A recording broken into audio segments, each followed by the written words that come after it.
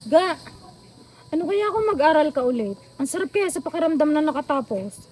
Tinan mo ako, mag-aano na lang, mag-aantay na lang ako ng board exam. Pumasok ka kaya ulit? Baka naman matutustusan ka na ni inay, tapos pag ako'y nagkatrabaho, o matutustusan pa kita. Ilan taong ka na ga? 29. Oo nga ate, matutustusan mo na ako. Tapos ka na pa sa pag-aaral eh. Pero ano kaya, maanohan kaya ako ni inay? Matutustusan kaya ako? Ano gang course mo? Doktor, ang gusto ko. Ay di 10 years yon. Hmm. Ay di sasabihin natin kay inay na gusto mo uling pumasok, tapos si doktor ang kukunin mo. Ano? Uudyukan mo pang mag-aaral yan siga ng pagiging doktor? Eh si inay nga nagparipa na ng 4 na taon, makapasa ka lang dyan sa 4th year mo? Ano pa yan siga? 10 taon magpaparipa si inay? May abdon lang sa pagpasok ng doktor yan? Ilang taon yun? 10? Baka iuugod-ugod na. Talaga naman sasabihin ko kayo kay inay pag-uudyok-udyokan nyo pang pagpasok di yan. Inay! Inay! Pungero? Wala nang kapera-pera, bigas pa walang maibili, puro malunggay ang ulam, Diyos ko. Ikaw Nay, pumarinig kayo, Nay. May sasabihin ako. Buti nga at natsatsaga na pag-aralin ni inay ang mga kapatid mo. Ano tsatsaga? Ano yan? Bay, si call center, inodyo kang mag-aral ng doktor si Ga. May pagpapaaral ka pa ga. Ba, ano pagpapaaral ko din yan? Sa bobo yan? Ikaw call center, tumigil-tigil lang ka, ano mo? Wala ka nang ginawa kundi magsulsul sa kapit. Bagyan na nga kita napapagtapos. Araw-araw na ako nagpaparay pa. Ngaling-ngaling na masuntok ng nataya sa akin ng pagmumukha ko. Di ibig sabihin, inay, 10 taon ka din magpaparay pa hanggang hindi mo napapatapos ang iyong anak na yan.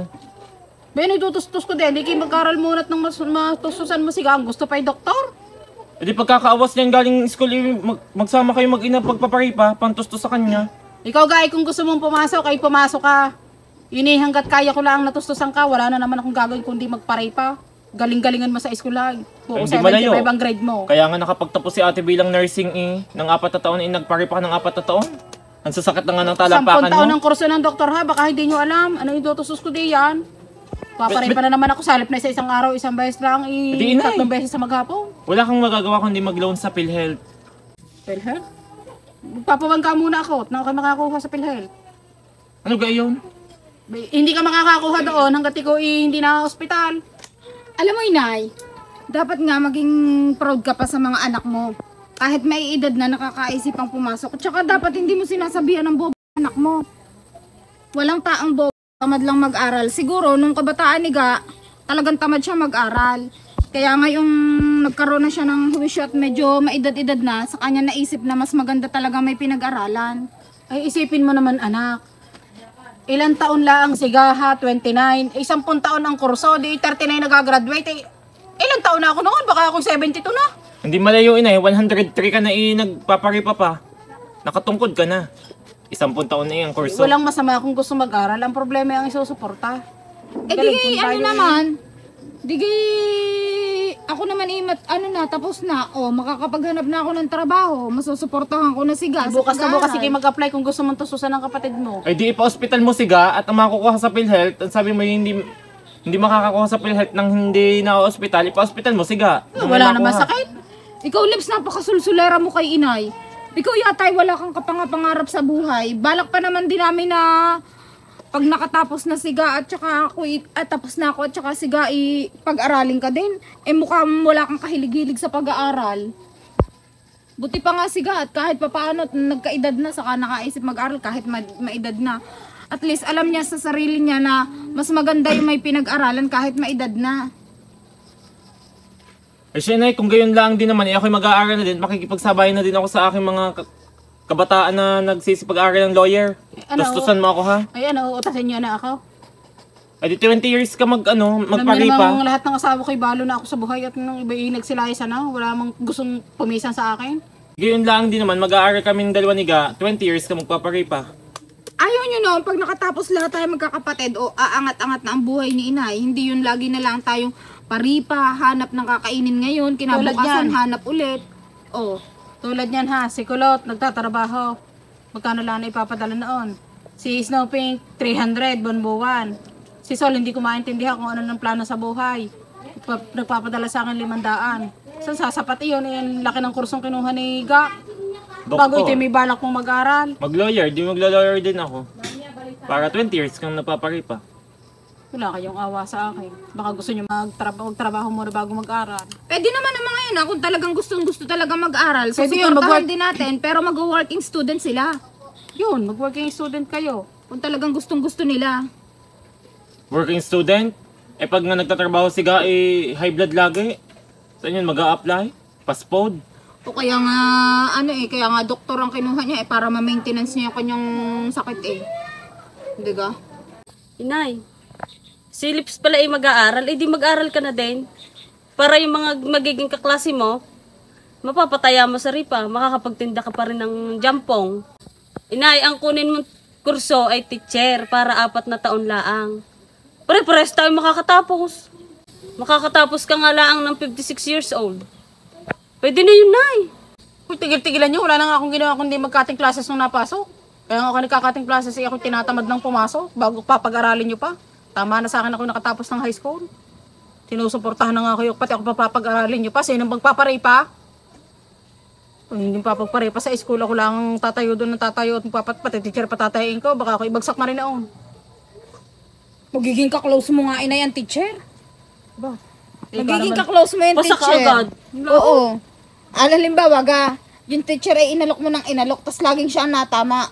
Di, ang laki ng magiging tuwanan sa iyo at sabi, ay salamat at naging eskwela ko si Dora. Abay ate, kung lagi-lagi niyang patatayan ng kanyang teacher, hindi malayong ipasa na.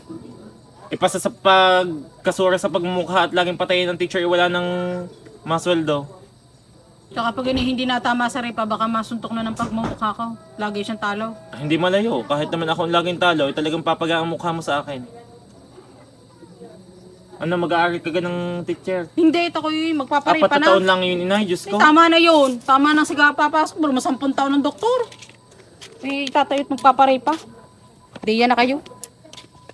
Uumpisa mo na inay. Bay, ano pa? Siya ka.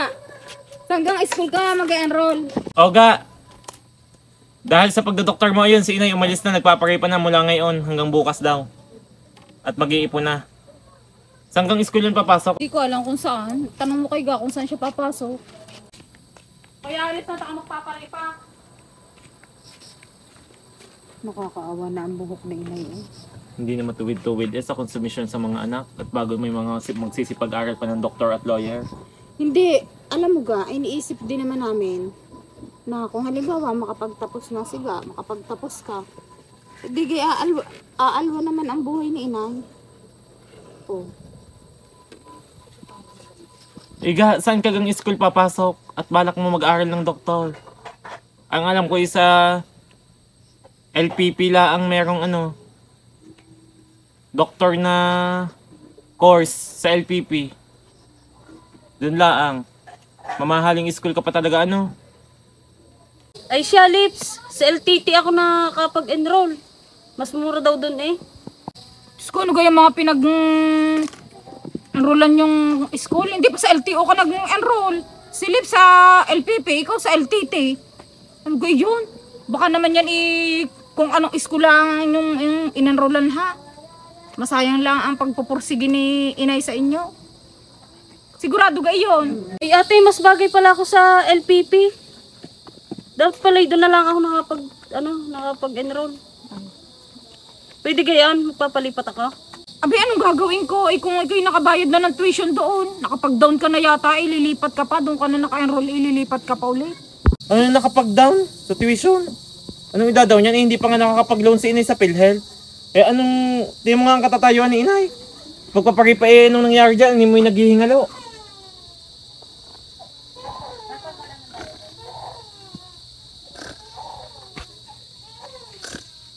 Inay, akala ko kayo nagpaparipa ka. Ako'y napagod naman sa pagpaparipa. Ako'y pabayaan nyo muna makakatulog. Kakaawa naman si inay, nakatulog na sa pagpaparipa. Napaharok pa. Nay, gumising ka. Nay, laway mo, Nay. Hoy, si inay, binabangungot si inay! Inay. Si inay, binabangungot! Ako'y binabangungot. Hindi naman ako binabangungot. Ay, kala ko binabangungot ka Abala kayo sa akin pagtulog. Akala ko ibinangutos ini eh. Kaya huwag mga gagawa ng gayaan at talaga ako mapapasugod sa ospital nang wala sa oras. Nag-oras na. Mag-aalas 6 na talaga. Alas 6:30 na inay.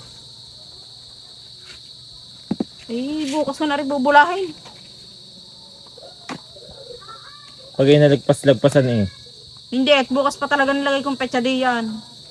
Ako'y antok na antok, pagod na pagod pati ako. Sakat ng binti ko. Uy, tutulog na. Gisingin nyo na lang ako pagka kayo kakain tayo. Diyan na kayo.